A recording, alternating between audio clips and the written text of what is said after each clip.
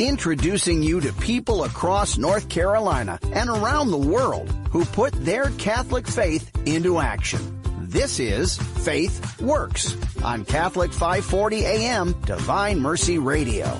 Now, here's your host for Faith Works, Ellen White. Hello, everyone, and welcome to another edition of Faith Works on Divine Mercy Radio. Our show highlights individuals through God's grace who put their faith into action daily. Amazing people who have an interesting, sometimes overlooked impact on our Catholic faith. On Faith Works, we share their stories. I'm your host, Ellen White. Today on Saints in the Making, we're taking a closer look at three incredible saints who each answered God's call in a radically different way. Saint Damien of Molokai devoted his life to serving the outcast and forgotten. Saint Phillip Neri brought joy and renewal to the heart of Rome through his deep faith and contagious humor. And Saint Joan of Arc, a young peasant girl, courageously led armies and gave her life for God's mission. Their lives remind us that holiness can be lived out in every circumstance with courage, compassion, and trust. I'm delighted to be joined once again today, and God willing, each month by Rob Agnelli. Rob is well known to our FaithWorks listeners and to our local Catholic community. He's a Catholic author and speaker with a great passion for sharing the joy of the faith and a lifelong student of the saints. Welcome, Rob. It's good to be back. I love this. You know, I really, really look forward to this every month. It's really an honor to have you here. Okay, so let's start with Saint Damien of Molokai. Early life. Share a little bit about his background, where he grew up, and how he first felt called to religious life. Yeah, sure. So we talk about him being Saint Damien of Molokai, but he's actually from Belgium.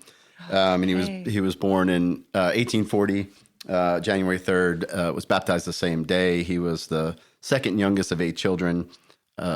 Pretty typical Catholic family, devout parents. 2 sisters went into religious life, a brother who had joined the Congregation of Sacred Heart.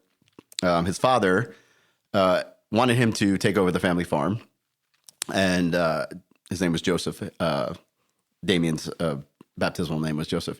Agreed to take over the family farm. One of the things you'll see with Damien is he's very obedient, but not afraid to push back. And so he basically told his parents he would take over the farm, but that he thought he had a religious vocation, and that if his parents stood in the way, they were going to go to hell. Oh.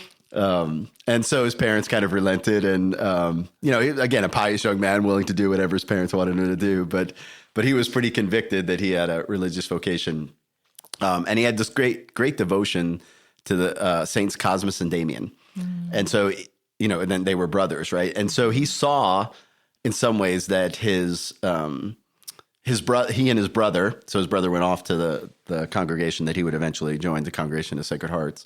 And he saw him and his brother as sort of, the latest version of Cosmas and Damien, going off to working with the poor and the sick.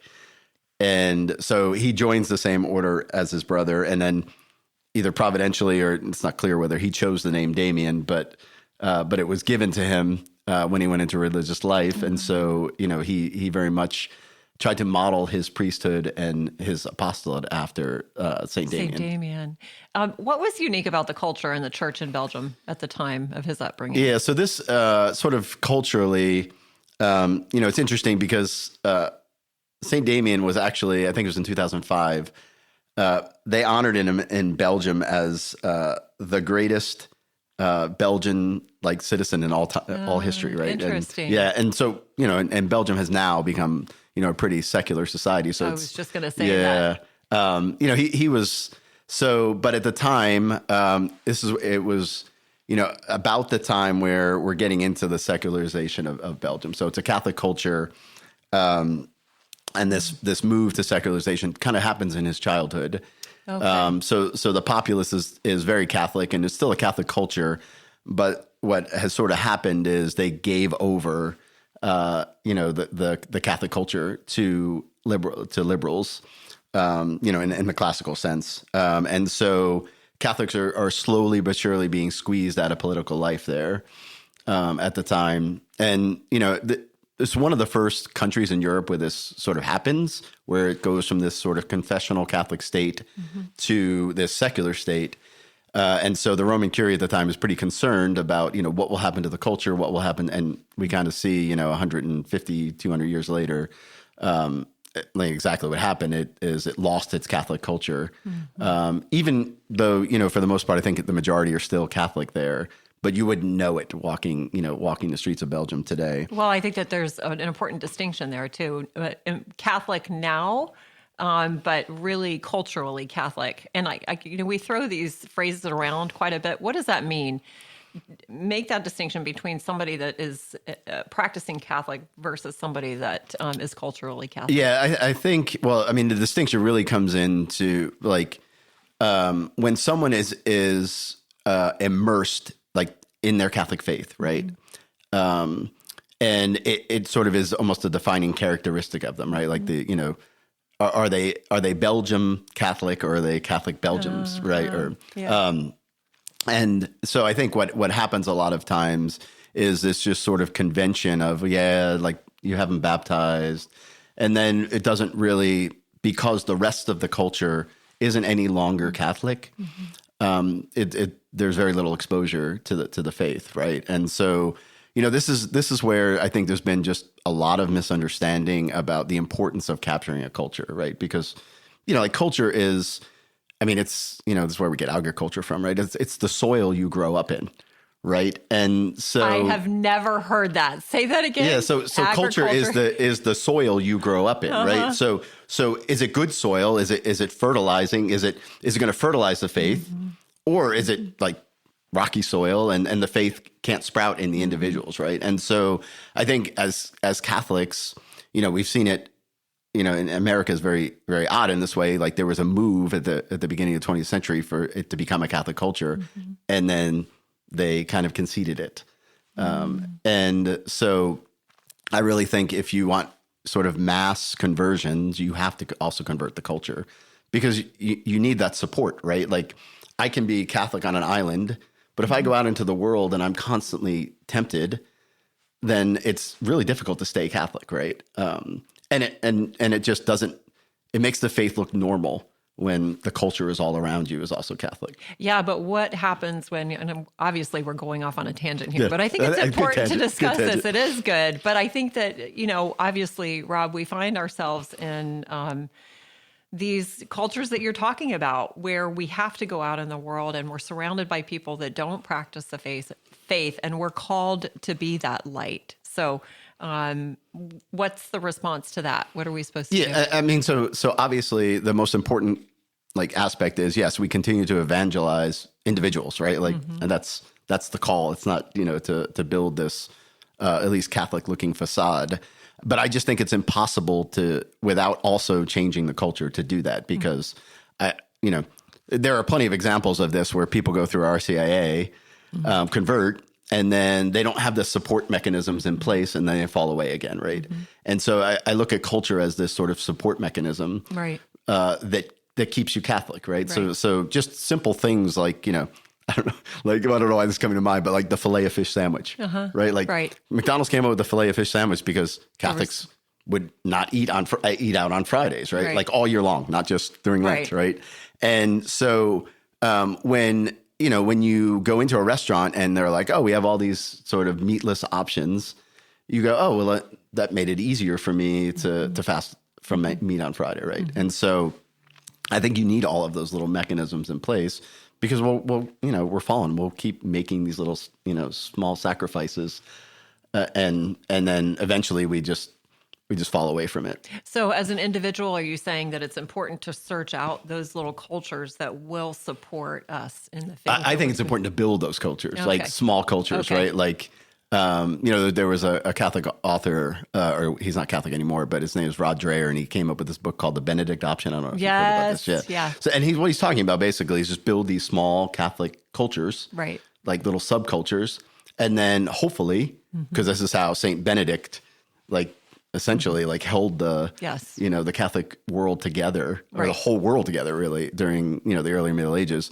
And so you build these little small subcultures, and eventually they spread, right? Because there's there's something obviously very appealing about a fully Catholic life, right? Yes. And so I definitely think that's, I think if, for the church to grow now, that's what has to happen. And I was just, I had the honor of interviewing Mr. George Weigel yesterday, and he said that's what we need to do. We need to invite friends and neighbors to brunch, but say, hey, let's go to Mass beforehand. So that's what you're talking about, building those little subcultures. Yeah. And the other thing I would say, too, that is really important that we don't do a good job of is live the liturgical calendar, right? Because that is meant to sanctify the times and the seasons, right? And so that is the other piece, right? So yeah, it's great to invite them to Mass, but, invite them to, celebrations that we have throughout the year of other feast days too, right? I think that needs to be an added question to each of these saints. Okay, so if we're going to live the liturgical calendar as it relates to St. Damien, what would that look like? So we're celebrating his feast day. What do you mean? Yeah. So that on the spot, I mean, so again, like with St. Damien, what the sort of the overarching message that he has, right, is that that governments and bureaucracies and that they can't help people, right? And that he was constantly butting his head against the way they had set up this leper colony, the way the state had set up the leper colony in Hawaii. And he's like, no, those people need individual attention. They need love, which can only be like person to person, right? And so much of what we do now, I mean, we're kind of battling this now, right? Like the government needs to do this, the government needs to do that. All right. But conversions, and that's what happened with St. Damien, because those people, the number of people he converted in the leper colony was astronomical, because he showed them God's love, but he also ministered to them and their needs. And he did it person to person, which, to me is, there needs to be a celebration of that so that we'll get away from this mindset of, well, the government needs to do that. No. At what we are called to do on an individual basis. Yeah. I mean, it's almost like that personal invitation too is so much more effective than, yeah. My next question was, what virtues do you think best defined St. Damien's life and his ministry? That's it. His service. Yes. I mean, the charity, I mean, that was, he was clearly on fire, right, with God's love. There's no other reason. Like what he did was, if on a human level, crazy. Right. But on a supernatural level, it is a beautiful model for us. And it doesn't make any sense. Right. It doesn't, if there is no God, what he did makes zero sense. If there is no faith to hand on, makes no sense. But, when this world is not all there is, and you're helping to prepare people for the next world, then what he did was beautiful and heroic. This is just a blip in the grand scheme of things, our time here as pilgrims. And I also think too that his devotion to the Sacred Heart obviously was instrumental in his ability to do that. Yeah, certainly being that was the underlying sort of theme of the congregation he joined. For him, he spent, one of the sort of challenges for him was he was extremely lonely.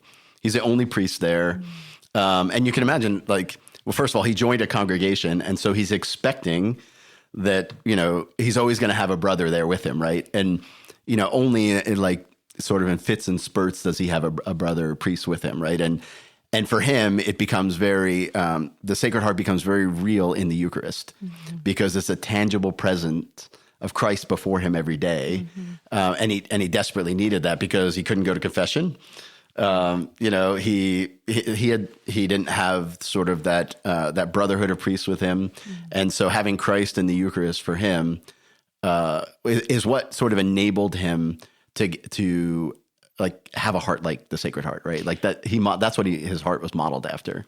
When you're talking about loneliness too, and what our expectations of how that loneliness can be filled, I also would imagine that the people that he took care of and served helped to alleviate that loneliness. That's who Christ was bringing him. Yeah. That was Christ himself in those individuals. So I think that's an important message too. But what a great intercessor for those that are struggling with loneliness, St. Damien. I want to know, and we got to stop with this one and then we'll go on to the next one. We're already carrying over. How did he respond to the physical suffering and eventual contraction of leprosy himself? Was there a turning point in how he embraced the cross, or did he always do that?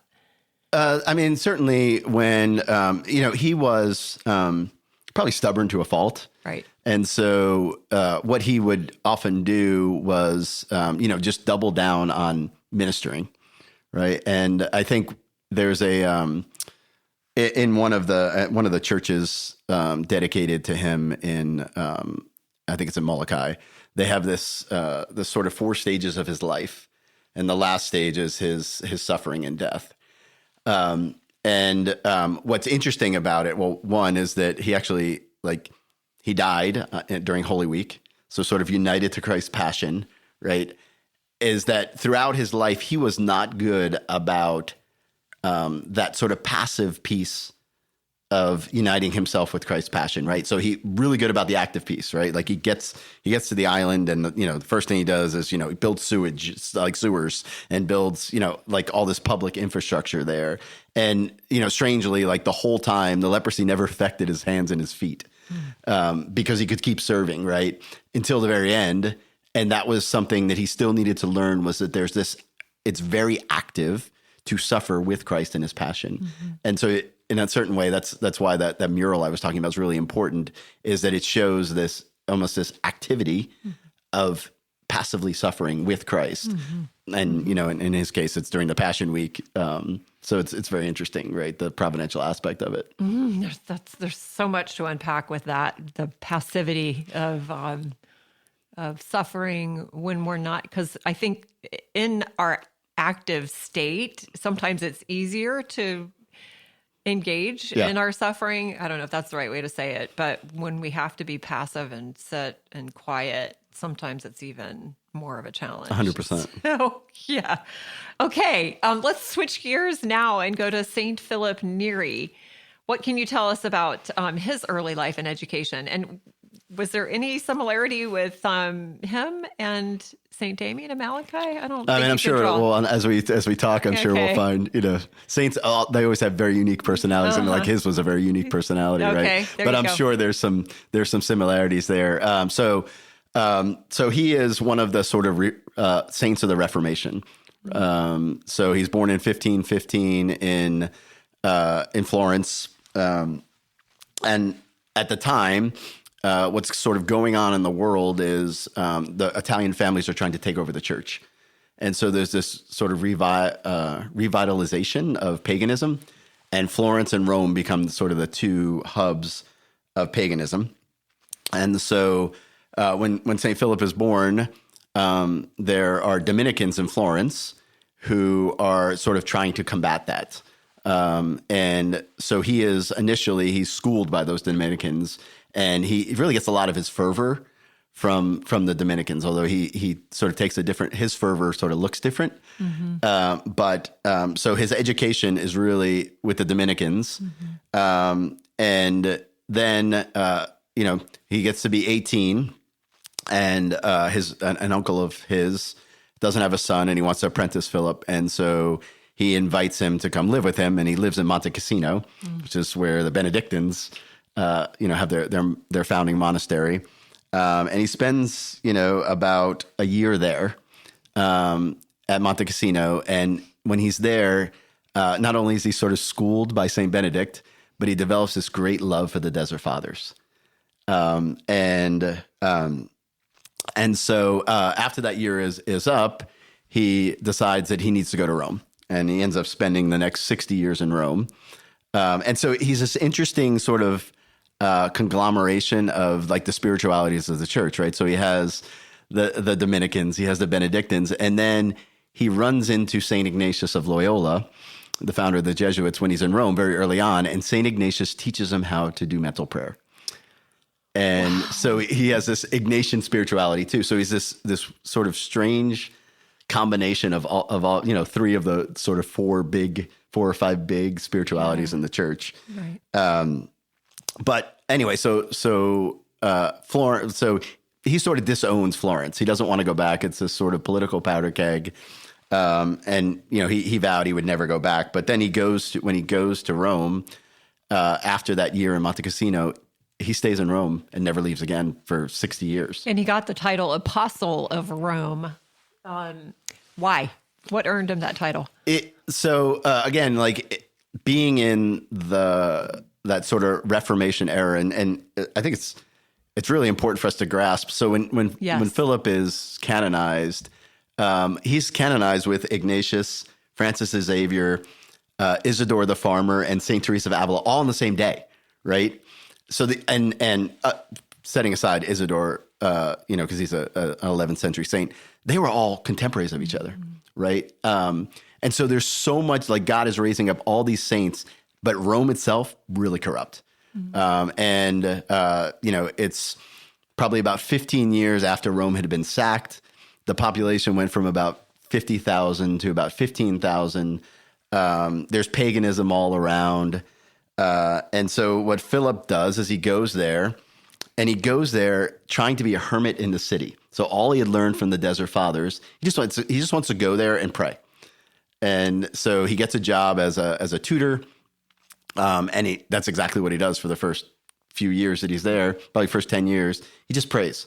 And he prays sort of in the spirit of the Desert Fathers. One of his favorite things to do was to go to the catacombs. And so he would go to the catacombs and pray. And one Pentecost, he goes to pray at the altar of Saint Sebastian. And he tells this story later on, but he has this supernatural experience of the Holy Spirit coming as a fireball into his mouth. And what it does something physically to him. So when he died, he had an enlarged heart and 2 broken ribs. But what it did to him physically was he had this fire in him so that he would walk around and he was literally hot. He would walk around in the winter with just short sleeves on. He would be sitting beside someone praying. And in a lot of ways he was a mystic, and they could hear his heart beating. And they could see it palpitating because he had this giant heart that had been turned over to God. It's I think one author calls it like a spiritual stigmata. We hear a lot of stories about saints that have had these physical abnormalities that are just incredible. If you're just tuning in, this is Ellen White with FaithWorks on Divine Mercy Radio. And today I'm speaking with Rob Agnelli about the lives of Saint Damien of Molokai, Saint Phillip Neri, and Saint Joan of Arc. We are grateful for our show's sponsor, Thales College. Okay, so one of the things that Saint Philip was known for was his joy and humor. How did that joy reflect a deep spirituality rather than a surface level optimism? Yeah, so this is one of the reasons why, like for me personally, I find St. Philip pretty compelling. It's hard to take the world seriously, right? Like, I mean, it's broken. It's not our final destination. It's, and part of, not taking the world and yourself so seriously is to point out the sort of inconsistencies in the world, right? Like have a sense of humor about, not just about, yourself, but about everything going on, right? And what you do, I think about the idea of when you hear a good joke, what do you want to do? You want to go tell somebody else, right? And this just a sense of humor and spreading funny things brings joy to people's lives, right? And so in a lot of ways, and this became a challenge for him, that can come across as if you're frivolous, right? Like you're not serious. But you can be serious and also be funny, right? And actually being funny is a good way to disarm people. Right? And that's what Philip found that in his sort of quest to be all things to all people, he found actually, to have a sense of humor actually helps someone see the truth, right? And I'm always I always make the line of connection between him and someone like G.K. Chesterton, who used his sense of humor and all of a sudden people realized they just got a whole big dose of the truth, right? And they were totally disarmed and open to it. And so just the idea that, having a sense of humor, I mean, for St. Thomas Aquinas, it's a virtue. And it's just so important because it just reminds us, one, be joyful, but also, okay, this is not the end of the world, right? Like, stop taking yourself so heavily. Like, take things a little more lightly and see them in the perspective of, God is at work and this is all good. Like, be happy about it. And what is this in light of eternity? Exactly. All right. So one more question about St. Philip. How did he deal with misunderstandings or criticisms from within the church hierarchy during his ministry? Yeah, it's strange. He, I think because people did think he was frivolous at times, he was pretty misunderstood. And he was not a guy who would go around for, do things in ostentation, right? So like even something like, he started the oratory and people are like, I don't even know when he started it, right? Because he would just do things and really no ostentation behind them, right? And so that sort of rubbed a lot of people the wrong way. And even, people in the hierarchy, like St. Pius V, right, the Pope, he did not like Philip Neri. That's interesting. And, kind of shut him down while he was Pope. But Philip was always obedient. And because he sort of knew what God wanted of him, he just went about what he was supposed to do, without really worrying about, what was going on, how he was being persecuted. And, in the end, obviously he's vindicated, and even just providentially, like the Pope after Pius V, I think it was Clement VIII, and Philip was his confessor for like 30 years. So, I mean, clearly a holy man, right? And that's what, like for him, his was an apostolate of the confessional, right? So he worked person to person to person. Not a very good preacher. He didn't really want to preach, but he worked person to person to person, which just a totally different way to operate. And you could see how, often misunderstood because of that. You talk a lot about how nothing is wasted with God, and he uses all of our idiosyncrasies, our strengths and our weaknesses. And you also said that St. Philip knew what God wanted of him. I think that there's so much in that statement. We need to make sure that we're spending that time really understanding and knowing ourselves so that we can know what God wants of us, so that when we're called out or when we do go out, we are confident in what our call is. Certainly, I struggle with that every day, but that's something very important to point out. I think you spent a little bit of time talking about that, knowing what God wanted of him. How can we know more of what God wants of us? Yeah, I think, we would look at like his biography, right? And we'd say, okay, he's 19 when he gets to Rome, and then we don't really see him or hear of him until he's 29 when he has that sort of Pentecost moment, right? Mm-hmm. But it was 10 years of prayer, right?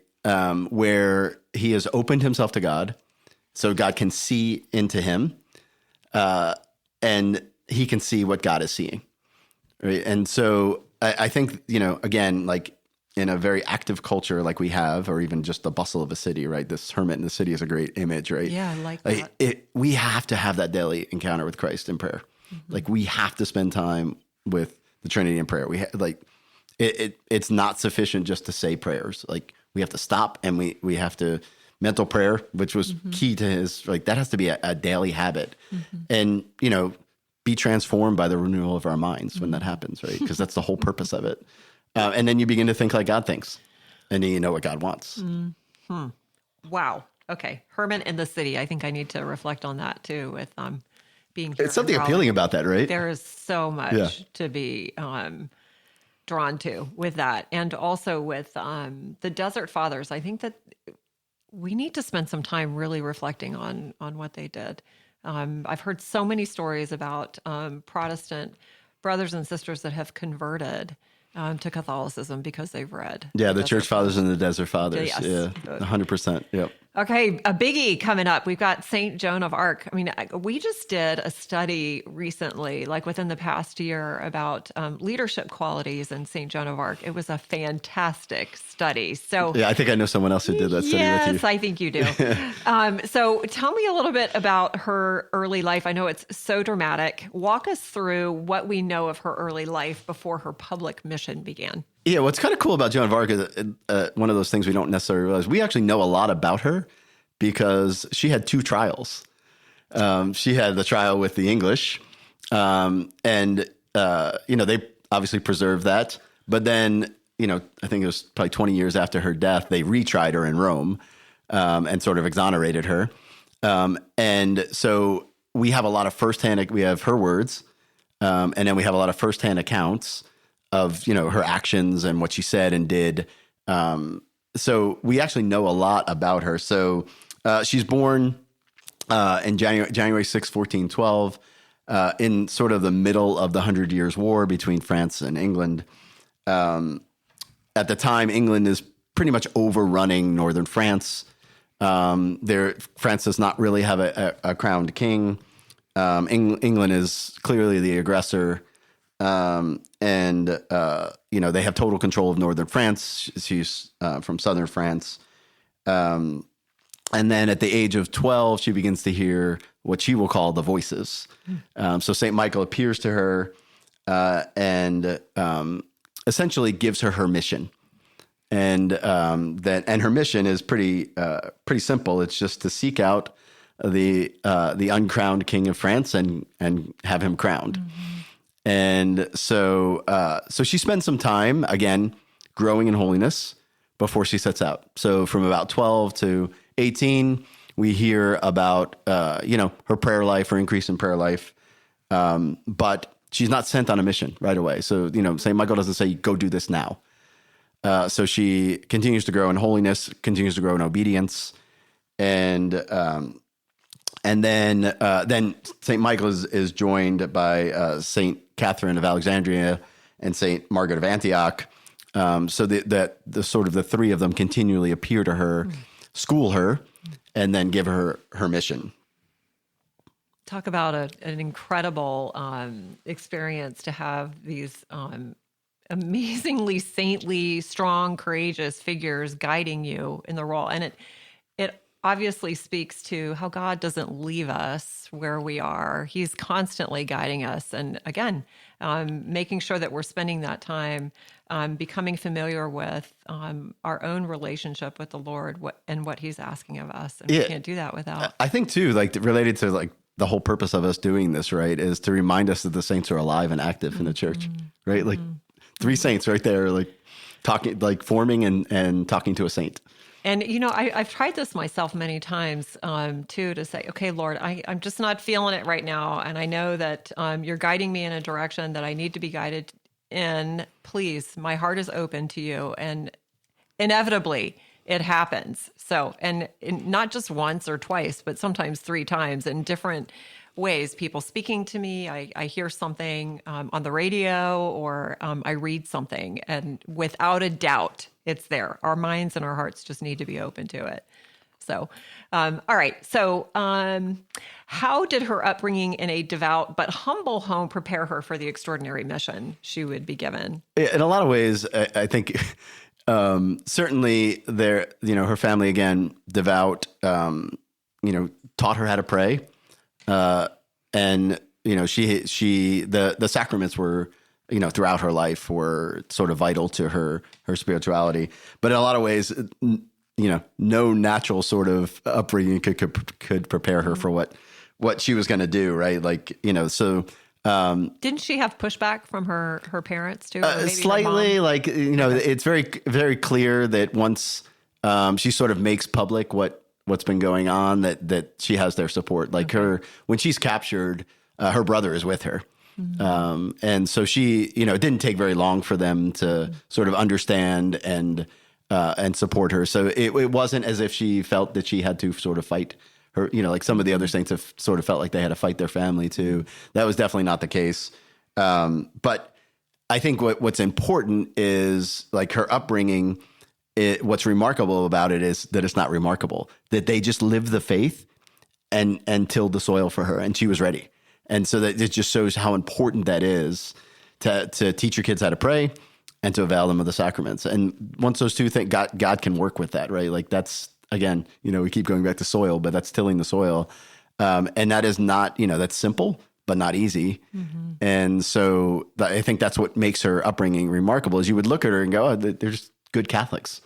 And then, God, and, has this unbelievable supernatural invasion into her life. You're touching on something that has really got my mind kind of going with living the faith beautifully as opposed to rigidly. So talk a little bit about the difference between the two. Yeah, I think, I've reflected on it. Obviously, as a parent, I reflect on this, right? Like, I think one of your goals as a parent is to make the faith look normal. Like, it is the normal thing to do and believe, right? And when you're rigid about it, it looks forced, right? So it looks forced. And so I totally think that one of the keys is to, again, like the subculture of the family, to make Catholicism, to make the faith normal and part of it. And just the simple thing of, regular confession with your kids, right? Like, they don't need to be scared of the confessional. It's, and it's a good and healthy thing to do. So yeah, I think it's, I think we complicate it sometimes. But I think it can be difficult as a parent not to try to control. Like, we try to control other things in their lives, and then we try to control the faith, right? Like, if you have raised your children to know that the Catholic faith is true and they have met the person of Jesus, you've done your job. Yeah.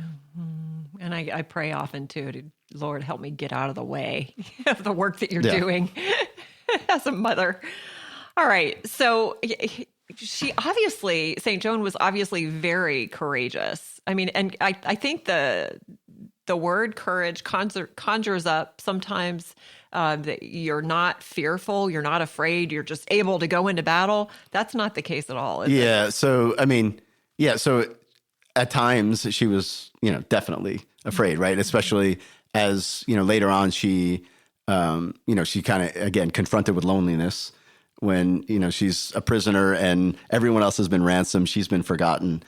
Fear was still something present, right? Like, again, we tend to think that, our emotions, like fear is a good thing that was given to us for a reason. And what courage does is it moderates fear. Like, it makes fear actually do what it's supposed to do, which is move you, right? Move you to conquer some evil. And, without it, it's not as if she was a stoic and, just didn't feel anything, but she felt fear and continued, because that's what you're supposed to do. Like, fear is supposed to be a fire to move us in the face of evil, right? And it helped her to stay convicted. So to say she wasn't afraid, it isn't true, but to say that her fear didn't dominate her is true. So, she was willing to feel fear and still do what she needed to do and not run away from the fear. So besides her courage, what other qualities stand out to you? Yeah, I think it would be easy for us to take her purity as a given, except, like, you think about what she did. She was in an army full of men, right? And so in a lot of ways, like, that's a pretty dangerous place for a woman to be, right? Like, especially with her purity. And it's interesting, during her trial, they would ask person after, man after man after man, was Joan chaste? Was she chaste? And all of them would say yes. And what they would all say is that I found her beautiful, but I did not find her attractive. Right? So God was preserved. Like, she opened herself completely up to God, and God preserved her, right? So the only way you could describe that is supernatural, right? She's in an army full of men, and she's a beautiful young lady, and yet they find that they have no carnal desire for her. That's God, right? That's God protecting her. That's such a good point. And I think, you get the sense that she's aware of that. Because, it's not something she's overly concerned about. Well, I want to ask about her military. So you kind of touched on this with the men that she encountered on a regular basis. So she's leading this army of men, and this supernatural ability to not be drawn by the men. How can I rephrase this question? So I want to say, how is she able to be a strong leader, but at the same time balance that with her deep faith and humility? Yeah. So some of this is, during the battles, she was guided by the voices. They would tell her what to do, because she didn't have any experience, didn't have any experience in battles, right? But there's a story I think captures it best when she goes off to. So they're going to take Orleans, and the day before the battle, she goes out onto the bridge, entering into the town, could have been shot with an arrow, they could have killed her. And she tells the men, the English on the other side, warns them that she's coming the next day. She has God on her side, and she wants them to surrender so that they don't put their eternal salvation in jeopardy. Yeah. Right. So, that's a recurring theme with her. Her own men that were under her lead, she would not, she would dismiss men from the army if they couldn't be chased. She would make everyone go to confession the day before the battle, make them go to mass the day of the battle. So she had her priorities sort of like totally in line with where they should be. Well, talk about creating a subculture and where you are. 100%. That's so beautiful. Yeah, 100%. There's an incredible statue of St. Joan of Arc on a horse, military, stoic, in Quebec City, in downtown Quebec City. And I had no idea really what day it was. We had gone to daily mass. It was a Friday. And the kids and I were walking around downtown and happened to end up right in front of St. Joan of Arc statue. And I thought, oh, we should go get some flowers. So there's this amazing little farmer's market in downtown Quebec City, and got some flowers and came back. So they had cleared it out, like they were getting ready, springtime, to plant new flowers. And I said, I want to get white. And there were some gardeners that were planting and, broken French. They said they would be happy to plant them. Got home that night and realized it was her feast day. I had that's no beautiful. What a beautiful idea. gift. What a beautiful gift. So right? she Another one of those providential, found me. Yeah, Yes. one of those providential moments. Wow. Okay. So let's talk about some of the struggles that she had intense struggles because of what she was doing. Spiritually, emotionally, and physically. What do you think they were? How would you define those, Rob? So I think that they're, on one level, she was really not really ever taken seriously. They sort of the king, he's listening to his advisors. His advisors are like, don't let this woman do this. He sort of agrees to let her go into Orleans. Then she wins. And he's crowned king. But then after that, he sort of treats her like a mascot. And what she really wants to do is finish the mission. She wants to take Paris back, right? And she wants the king to be king of all of France. And he really has no interest in that. And so eventually, he sort of concedes to her, okay, we'll do this, but it's half-hearted. And so she goes to Paris, and the voices had told her that she was going to be captured.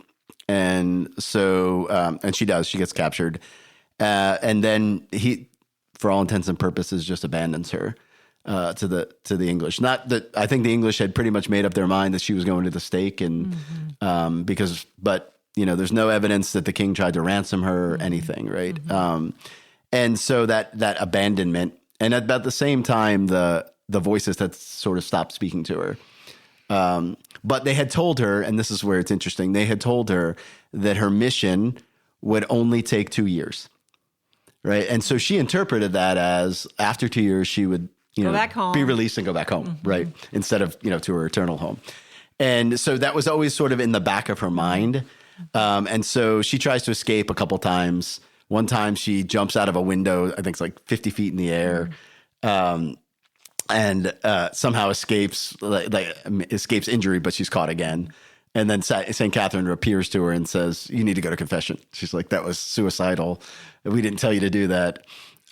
So there's this sort of back and forth where she doesn't, she's sort of stuck because she has an idea of what God is doing, but she doesn't know exactly, right? And so she's a little bit restless with it. And then, she goes to her trial. They find her guilty, but what she decides to do is, so one of the things that's really important, one of the things that the English sort of did, they manipulated her with the sacraments. She wanted confession, she wanted the Eucharist, and they kept saying, well, if you promise to do this, if you promise to do that, we'll let you do it, right? But she's under this sort of edict of excommunication, meaning she can't, right? And she knows they're manipulating her. But the day when the verdict of the trial is coming out, she decides she's going to recant. They talk her into it. They kind of manipulate her. And so she recants. She says, I didn't, none of this actually happened. And so So that really makes the English upset because they really want her to go to the stake, right? And the bishop, who pretty corrupt at the time, decides, I can't do that. She's recanted. Like, we have to forgive her.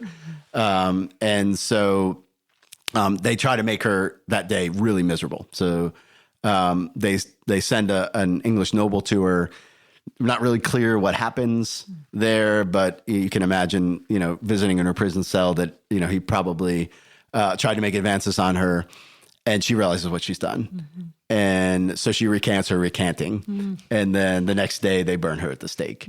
And what's amazing about that, right, is two things. So the first is that the number of conversions that come from that sort of event of the English, I mean, they're all documented in her trials, right? Because the whole time she's burning, she's calling Jesus' name.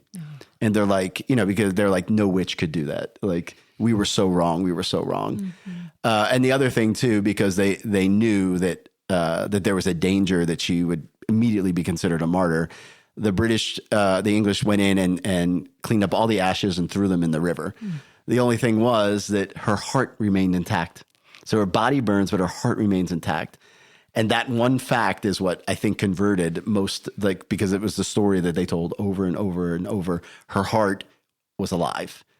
And so, again, this, just calling on Jesus the whole time has this huge conversion effect.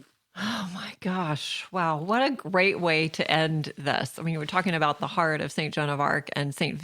Phillip Neri's heart, expanding so much that people could hear the heartbeat and the broken ribs. Wow, it's so incredible. So any final thoughts you want to share about any one of these three saints, Rob, as we close out today? Yeah, well, I mean, I'm still, obviously Joan of Arc is the one so fresh on my mind.